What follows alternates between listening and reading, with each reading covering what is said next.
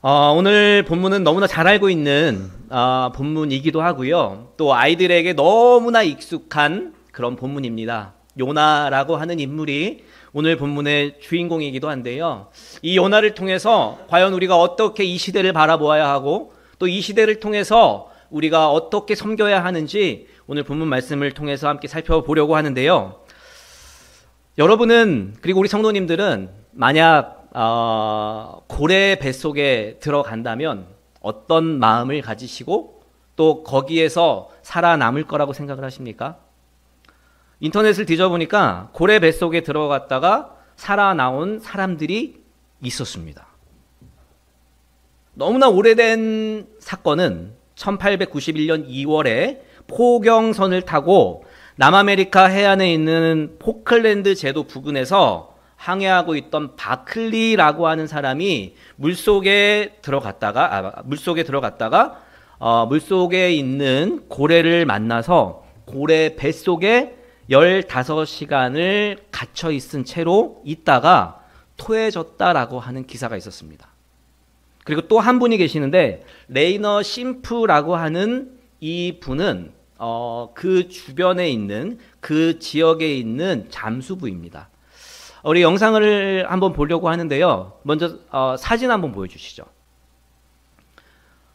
고래에게 먹힐 뻔한 잠수부. 근데 구사일생. 이게 이제 뉴스로 나왔고요. 한 장 더 보여주시겠습니까? 먹이인 줄 알고 꼴깍했다가 사람이라는 사실 뒤늦게 알고 다시 뱉는 거대 고래라고 하는 내용이 실제 사건에 있었습니다. 자, 우리 영상을 한번 볼 텐데요. 이게 뉴스로 나왔던 내용이에요. 이 뉴스를 다시 한번 보시면서 이런 일도 있었네 라고 생각 한번 해보시고 말씀을 이어갔으면 좋겠습니다. 우리 영상 한번 보여주시죠. 씨는 남아공 엘리자베스 항구 인근에서 동료들과 함께 스노클링을 하던 중이었는데요. 그때 먹이감을 사냥하던 길이 16m가 넘는 브라이드 고래가 나타나 순식간에 심프스를 숨겨버렸습니다. The next moment, it got dark, and I felt some pressure on my hip. There is no time to fear in a situation like that. You have to use your instincts. Instantly, I held my breath because my thought was now I'm going to dive down and release me at some point in time much deeper in the ocean. 당시 현장 근처에서 배를 타던 동료 사진작가가 고래의 입속으로 반쯤 들어가 있는 그의 모습을 우연히 찍게 됐는데요. 다행히 고래는 평소 먹던 먹이와 다르다는 걸 알아채고 곧바로 그를 개편했습니다. 구사일생으로 목숨을 건진 심프스는 이번 일로 인간이 얼마나 작은 존재인지 깨닫게 됐거든요. 정말 이런 일이 일어날 수 있네 라고 하는 것들이 우리 성경 속에 너무나 많이 있는데 우리가 그것을 믿지 않아요. 어떠한 상황이든지 간에 이 성경에 있는 말씀은 우리에게 많은 교훈을 주고 실제 일어났던 사실이다라는 것입니다. 다시 말해서 그냥 신화가 아니라요. 있었던 팩트라고 하는 실제 있었던 이야기들이 이 성경에 기록되어져 있다라는 거예요. 그런 의미에서 이 레너드라고 하는 이 분이 경험했던 내용이 이렇게 이야기를 했습니다. 본능적으로 숨을 참아야겠다라고 하는 생각이 들었고 그럼에도 자신은 지금까지 많은 고래를 경험했기 때문에 분명 곧 빠져나갈 길이 열릴 것이다 라고 생각하면서 그 잠깐이었지만 나는 살아날 수 있다 라고 하는 그러한 긍정적인 마음을 가지고 그 안에서 일어날 수 있었다라고 하는 것입니다. 그래서 결국에는 토해졌던 그런 내용이 이 레너드의 이야기입니다. 다시 말해서 요나의 표적이라고 하는 것들을 우리는 너무나 잘 알고 있는데 예수님께서는 요나의 표적 외에는 다른 표적이 없다라고 말씀해 주시면서 요나를 역사적인 인물로 표현해 주고 있습니다. 그렇다면 오늘 이 본문에 나오고 있는 이 요나를 통해서 요나는 물고기 속에서 어떤 기도를 드렸었는지 그리고 요나라고 하는 인물이 정말 바닥에 바닥을 친 인생을 살았는데 이 바닥친 인생에서 어떻게 다시 헤어나올 수 있었는지 오늘 본문을 통해서 함께 살펴보기를 원하는데요. 그 이전에 오늘의 요나 기도문을 보고 역사 심리학자들은 요나에 대해서 이렇게 분석을 합니다. 요나는 분명히 심리적인 불안감과 깊은 우울증에 빠졌을 것이다 라고 이야기하고 있습니다. 이런 이야기들, 심리적인 불안함과 우울증에 빠진다라고 하는 이야기들이 불과 2, 3년 전에는 숨겨져야 하는 이야기였지만 지금은 불안함과 그리고 우울증이라고 하는 것들을 이제 만연하게 대부분의 사람들이 인정하고 그것을 극복하려고 노력하고 있습니다. 감추려고 하는 그런 병이 아니라 이제는 이것들을 내가 우울증이 있지만 심리적인 불안감이 있지만 이것을 극복하려고 하는 의지가 더 강한 시대를 우리는 살아가고 있다라고 하는 것입니다. 다시 말해서 많은 사람들이 우울증에 걸려 있고 심리적인 불안감에 걸려 있는 그러한 이 시대 가운데 우리는 요나의 기도를 통해서 그 심리적인 불안함과 우울증을 뚫고 가야 한다라는 내용을 오늘 본문을 통해서 함께 살펴볼 수 있습니다. 다시 말해서 오늘 4절, 5절 말씀에 이렇게 말씀하고 있습니다. 내가 말하기를 내가 주의 목전에서 쫓겨났을지라도 다시 주의 성전을 바라보겠나이다 하였나이다. 물이 나의 영혼까지 들려싸우며 기품이 나를 내어싸고 바다풀이 내 머리를 감쌌나이다 라고 말을 하면서 영적, 육적인 혼란스러운 상태임에도 불구하고 한계에 부딪혀서 살아나올 힘조차 없다라고 생각할지라도 넉넉히 마른 땅으로 다시 나올 수 있는 힘은 예수 그리스도의 십자가밖에 없다라는 고백으로 오늘 본문을 해석해 볼 수 있습니다. 마찬가지로 떨어질 대로 떨어진 밑바닥까지 떨어진 경험을 했던 이 요나가 어떻게 회복했는지 또 자신의 사명을 어떻게 잘 마칠 수 있었는지를 오늘 본문을 통해서 함께 살펴보기를 원하는데요. 첫 번째로 요나는 부르짖음의 시간을 가지고 있었습니다. 오늘 2절 말씀을 보니까 이르되 내가 받는 고난으로 말미암아 여호와께 불러 아뢰었더니 주께서 내게 대답하셨고 내가 스올의 뱃속에서 부르짖었더니 주께서 내 음성을 들으셨나이다 라고 고백하고 있습니다. 부르짖는다 라고 하는 이 영어적인 해석을 보면 crying out 이라고 이야기를 합니다. 부르짖었다. 다시 말해서 그냥 라고 하는 고함친다 라고 하는 의미도 있지만 이 오늘 2절의 본문을 해석해 보면 인생을 처음으로 다시 되짚었다 라고 하는 의미를 가지고 있습니다. 조금 더 붙여서 설명을 하면 사람들은 각자가 살아온 방식이 분명히 있는데 그 살아온 방식, 자기가 지금까지 살아온 방식을 표준이고 최고라고 생각할 때가 있다라는 거예요. 그런데 이런 것들이 주변에서 바라보았을 때는 그렇게 좋은 모습으로 보이지 않을 수도 있다라는 거죠.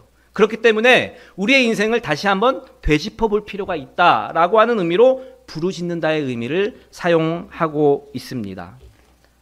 반면에 오늘 한번 폭풍을 만나 끝까지 떨어지는 경험을 했던 이 요나의 모습을 보면서 이 성경적으로 이 요나를 한마디로 해석하면 자기를 부인한다라고 정리해 볼 수 있습니다.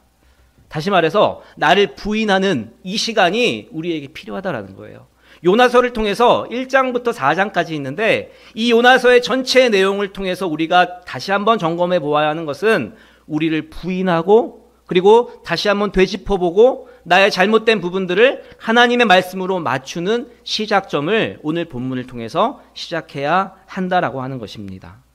오늘 본문에 요나는 자기를 부인하는 외침의 표현을 젖먹는 힘을 다해서 표현하는 그리고 부르짖는 모습을 바라볼 수 있었습니다.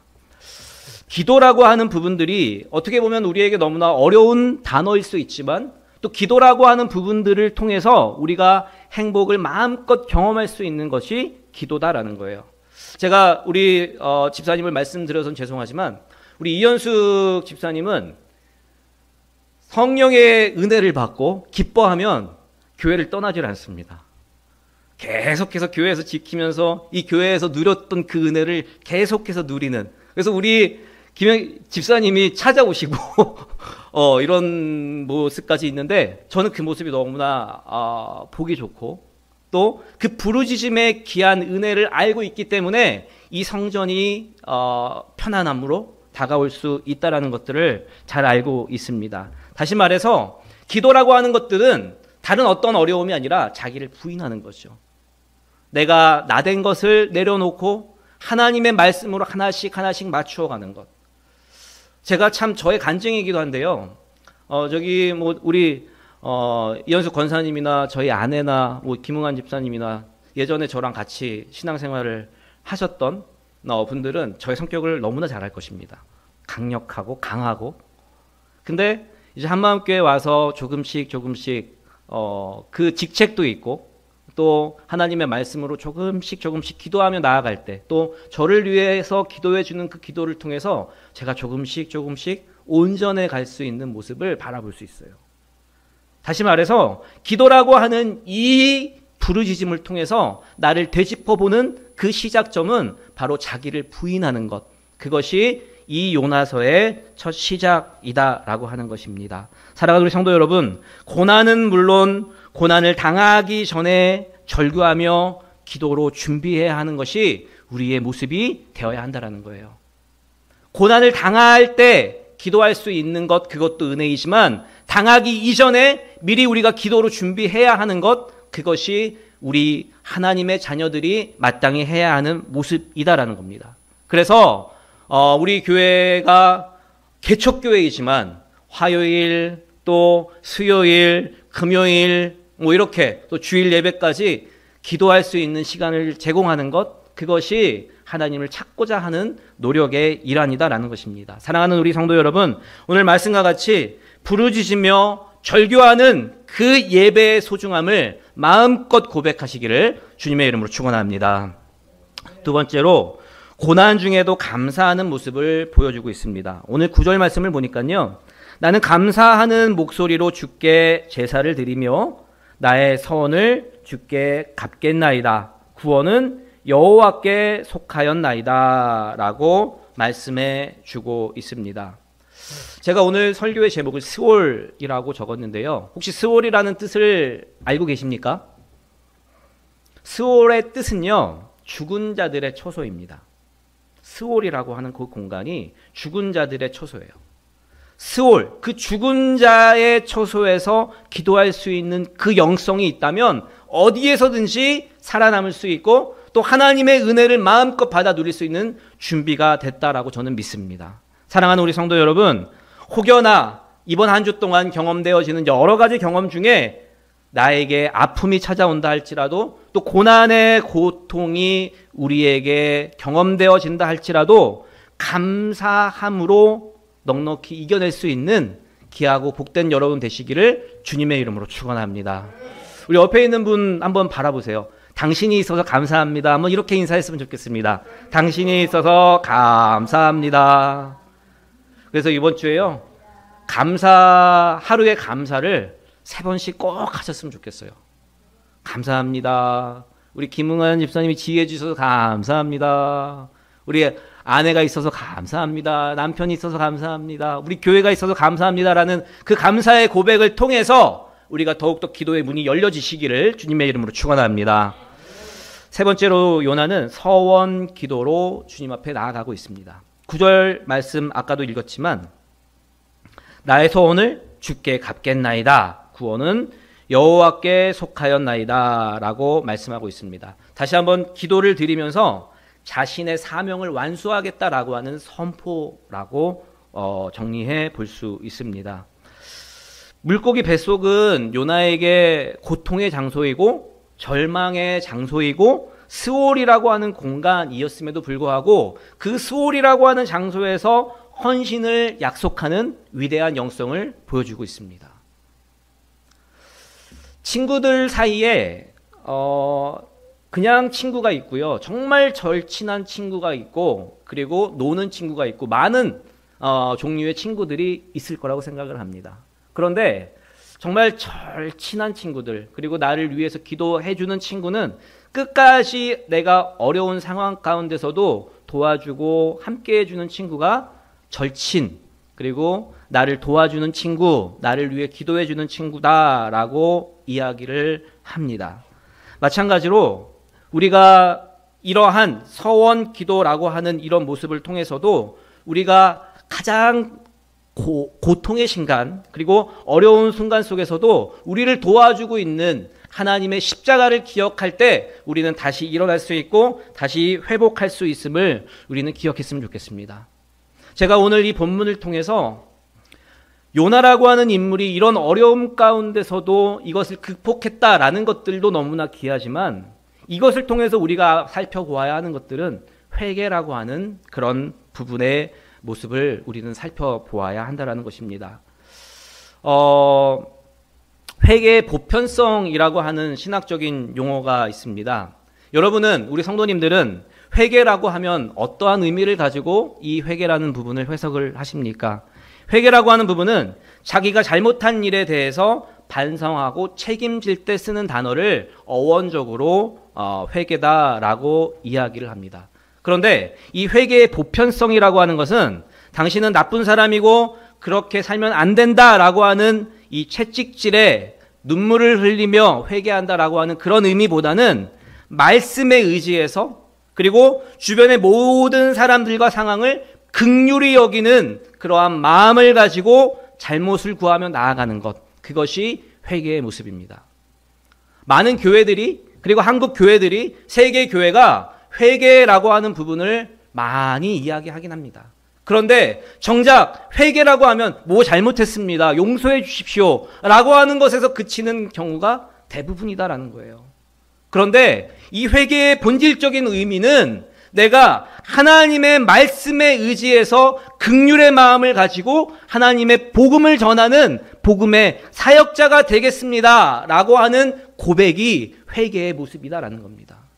그럴 때 우리의 잘못된 것들이 스스로 깨우치게 되고, 그리고 천군천사를 통해서 그 모습을 조금씩 사라지게 만드는 것, 그것이 회개의 모습이다라는 겁니다. 사랑하는 우리 성도 여러분, 저는 제 목회 가운데 여러 가지의 키워드가 있지만 제일 처음 모든 사람들에게 선포하는 것이 긍휼이라는 단어를 저로 소개하고 있습니다. 긍휼이라고 하는 단어는 영어로 compassion이라는 단어를 사용합니다. 불쌍히 여기는 마음을 가지고 그 사람을 섬기는 것이 긍휼이라는 거예요. 긍휼이라는 단어의 시작을 가지고 나아갈 때 하나님께서는 반드시 돕는 자로 우리와 함께 해주심을 믿음으로 고백하시기를 주님의 이름으로 축원합니다. 많은 사람들과 상담하고 대화할 때 주된 기도의 제목이 가정이 회복되기를 원합니다. 내 남편, 내 아내가 변화되기를 원합니다. 또 우리 교회가 많이 부흥하기를 원합니다.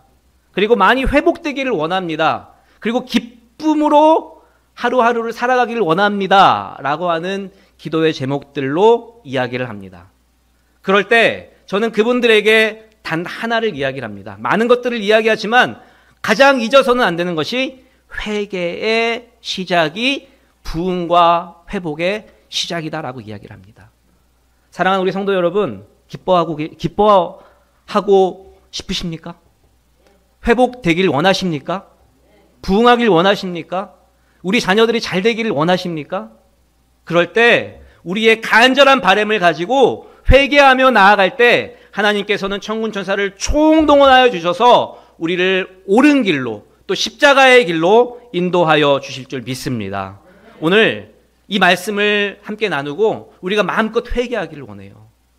나의 그 잘못된 부분들이 아니라 하나님의 말씀대로 살지 못한 것, 그리고 그 말씀을 내 삶에 적용하지 못한 그 죄를 주님 앞에 고백하는 여러분 모두가 되시기를 주님의 이름으로 축원합니다. 말씀을 좀 정리하겠습니다.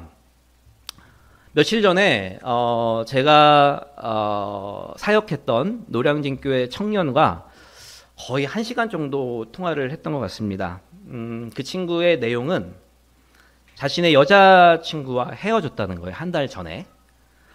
청년 당시에 우리 기원 반주자님도 계시지만 청년 때에 헤어진다라는 그 마음이 굉장히 아픔이고 제일 큰 아픔으로 다가올 수 있는 것, 그것이 또 남녀관계의 헤어짐이라고 저는 생각을 합니다. 그 청년의 이야기로는 사귀었던 자매가 굉장한 외모가 상당히 출중했고, 그리고 또 그런 자신을 좋아하는 그 형제를 대상으로 나중에 와서 이야기를 하는 거예요. 겉모습으로만 자신을 사랑했던 것 같다. 그리고 자기가 좋아하는 것만 맞춰준 것 같다라고 이야기를 하면서 지금까지 한 1년 정도를 사귀었는데 결국 그 형제는 그 자매에게 거의 1억 가까이 되는 BMW 자동차를 사주고 그리고 매달 300만 원의 생활비를 지원해 주면서 지금까지 버텼던 거예요. 그 얘기를 들으면서 문득 떠올랐던 한 인물이 있었는데 그 인물이 김은혜였습니다. 혹시 아십니까?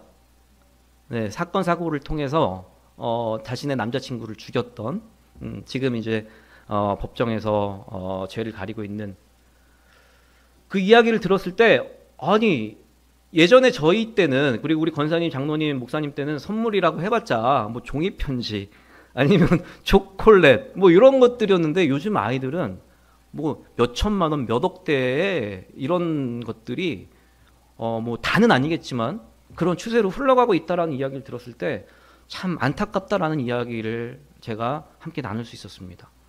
자신도 살기 벅차요. 그런데 생활비로 300만 원을 주는 그 이유가 뭘까? 뭐에 홀렸을까? 그런데 중요한 거는요. 그런 형제 자매들이 적지 않다라는 거예요. 제가 지난 한 2주 전에 마약에 대한 이야기를 한번 이야기를 나눴던 적이 있었습니다. 제가 10년 전에 마약에 대한 이야기를 참 많이 하고 다녔었어요. 각종 청년 사역을 하면서 청년 예배를 드리면서 이 마약에 대한 심각성을 이야기했음에도 불구하고 믿지 않았어요. 지금 우리 대한민국이라고 하는 나라가 너무나 급성장한 나라이기 때문에 더 혼란스러울 수 있습니다. 다시 말해서 우리 대한민국이라는 나라가 다른 여러 나라들보다 죄에 대해서 더 민감하게 반응해야 함에도 불구하고 그 죄라는 모습을 뒤로 하는 청년들이 너무나 많아졌다라는 겁니다. 죄를 죄로 여기지 않는 거예요. 그리고 회개하라 그러면 콧방귀 낚이는 그런 시대가 되어버렸습니다. 목사님들도 마찬가지예요. 이 강단에서 회개를 외침에도 불구하고 정작 자신은 회개하지 않는 모습 모르긴 몰라도 정말 제 얼굴에 침 뱉기겠지만 50% 넘을걸요. 다시 말해서 우리가 뭘 잘못했습니다 라고 하는 것은 그냥 저의 고백입니다. 그러나 우리가 회개해야 한다라고 하는 의미는 하나님의 말씀대로 살아가기를 노력하고 헌신하고 또 긍휼의 마음을 가지고 그 사람을 사랑하겠습니다라고 하는 그 고백의 첫걸음인데 우리는 뭘 잘못했으니까 용서해달라고 하는 그 기도가 만연하게 되었다라고 하는 것입니다. 결국 이 청년이 이 형제의 자매가 사귀었던 내용들을 보면 자신의 욕구만을 충족하기 위해서 윈윈하는 모습이 있지 않았나라는 생각을 해볼 수 있었습니다. 상대방이 자신에게 원하는 부분을 채워주지 못한다면 과감히 또 헤어지게 되는 그런 시대로 나아가고 있는 모습을 우리는 안타깝게 여겨야 한다는 거예요. 물론 다는 아니에요. 그렇지 않을 사람도 너무나 많을 거라고 생각합니다. 그런데 이러한 몇 프로가 이 사회를 계속해서 장악해 나아가고 있다는 거예요. 다시 말해서 제가 이런 이야기를 했을 때 다른 어떠한 한 청년이 와 부럽다. 장난이라도 그런 얘기하지 않는 거야 라고 이야기할 정도로 그 모습을 부러워하는 사람도 청년도 있었다라고 하는 것입니다. 사랑하는 우리 성도 여러분, 요즘 우리가 살아가고 있는 이 시대가 가치관이 참으로 많이 바뀌어가고 있습니다. 그러나 우리가 잃어버리지 않아야 하는 것, 그리고 변하지 않아야 하는 것은 복음으로 우리의 삶을 조명하고 하나님의 말씀으로 회개하며 나아가는 그 모습만큼은 우리가 분명히 잊지 말아야 한다는 것입니다. 그리고 우리가 행복을 느낄 수 있는 가장 첫 시작은 다른 어떤 유흥이 아니라 하나님의 말씀으로 행복을 얻고 헌신으로 하나님 앞에 나아가는 기쁨을 우리는 담대하게 고백해야 한다라고 하는 것입니다. 이 시간 좀 기억했으면 좋겠습니다. 죄는 어떻게 보면 누군가에게 사랑받기 위해서 시작될 수도 있어요. 죄라고 하는 부분들이 내가 저지르지 않고 싶은 것이 죄입니다. 그러나 시작점이라고 하는 부분들이 누군가에게 잘 보이기 위해서 또 누군가에게 사랑을 받기 위해서 시작하는 죄도 있다라는 거예요.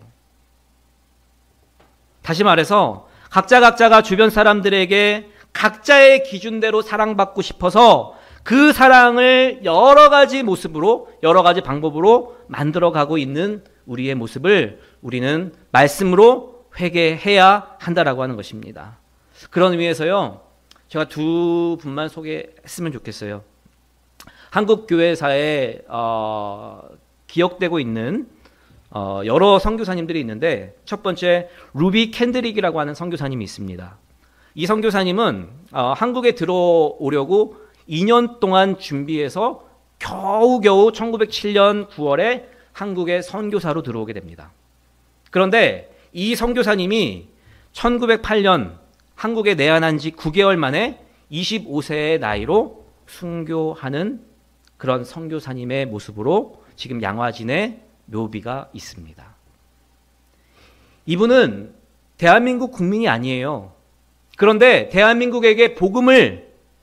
사람들에게 복음을 전하기 위해서, 그리고 대한민국 사람들에게 가르치고 고치고 전파하기 위해서 하나님의 말씀을 들고 왔고, 그리고 불과 9개월이라고 하는 시간에 그 삶을 마감했던 모습을 우리는 바라볼 수 있습니다. 이 캔드릭이라고 하는 선교사님은 세상을 떠나기 전에 이렇게 고백을 했다고 합니다. 만약 나에게 1000개의 목숨이 있다면 모두를 조선을 위해서 바치겠다라고 고백했다라는 거예요. 유관순 열사도 이러한 비슷한 이야기를 했죠. 내 목숨이 몇 개라도 있다면 그 목숨을 대한민국을 위해서 바치겠다라고 하는 것이 유관순 열사의 고백이었습니다.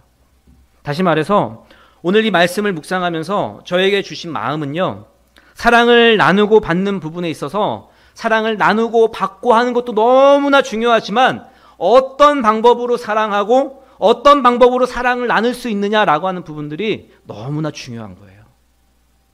저 사람을 내가 사랑하지만 그 사람에게 정말 하나님의 십자가의 마음을 가지고 접근하고 하나님의 마음을 가지고 그 사람을 사랑할 수 있는 그러한 지혜가 우리에게 필요하다라고 하는 것입니다. 그리고 그 기준을 다른 어떤 장소와 책과 사람에게서 찾는 것이 아니라 말씀이 육신되어서 오신 하나님의 말씀을 기준 삼아서 사랑할 수 있는 그런 여러분 모두가 되시기를 주님의 이름으로 축원합니다. 다시 말해서요, 6.25 전쟁을 위해서 우리나라 군인들 뿐만이 아니라 전 세계의 연합군들이 우리 대한민국에 와서 6.25 전쟁을 치러냈습니다. 그리고 지금은 그들이 다리가 하나가 없거나 그리고 몸이 불편한 상태로 각자의 고국에서 생활하고 있어요. 정말 어렵게 생활하고 있는 그러한 퇴역 군인들도 너무나 많이 있습니다. 그들에게서 이런 인터뷰가 있었어요. 나는 대한민국을 사랑한다. 내가 대한민국을 구한 것을 자랑스럽게 여긴다. 라는 인터뷰를 들을 수 있었습니다. 사랑하는 우리 성도 여러분, 이번 한 주 동안 6.25를 기념하고 또 기억하면서 우리 자녀들 그리고 주변에 있는 사람들을 내 방식이 아니라 하나님의 말씀의 방식으로 마음껏 사랑해 주시고 마음껏 섬겨주시는 그런 귀하고 복된 여러분 모두가 되시기를 주님의 이름으로 축원합니다.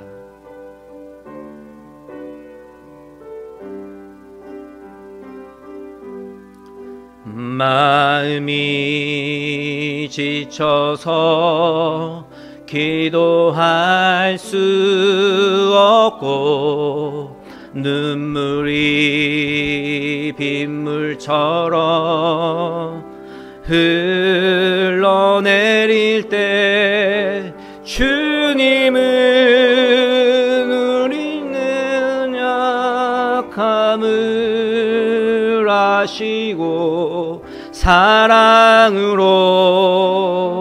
인도 다시 한번 처음부터 고백합니다. 마음이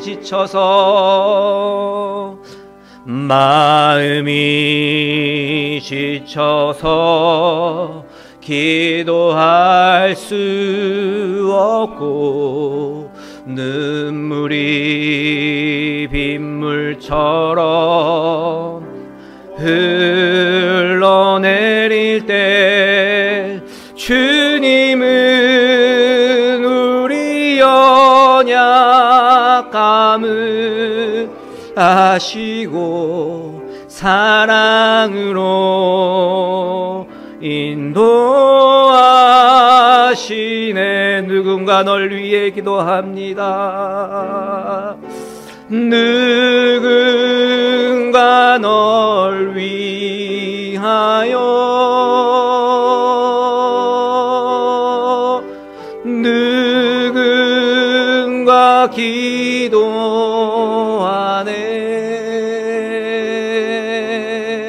내가 홀로 외로워서 마음이 무너질 때 누군가 널 위해. 다시 한번 고백할 때요, 우리 마음에 손을 얹고 다시 한번 기도합니다. 마음이 지쳐서 기도할 수 없고, 마음이 지쳐서 기도할 수 없고, 눈물이 빗물처럼 흘러내릴 때 주님은 아시오냐. 감을하시고 사랑으로 인도하시네.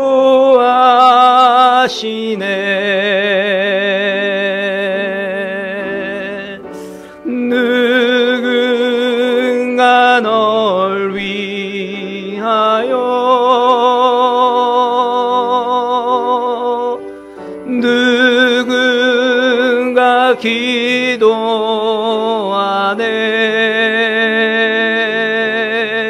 내가 홀로 외로워서 마음이 무너질 때 누군가 우리 마지막으로 다시 한번 고백합니다. 누군가 널 위해서, 우리가 우리를 위해서 기도합니다. 누군가 널 위하여 누군가 널 위하여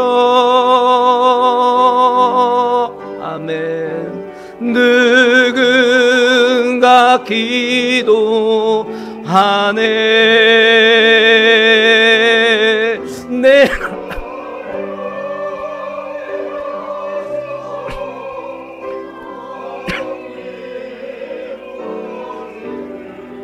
누군가 널 위해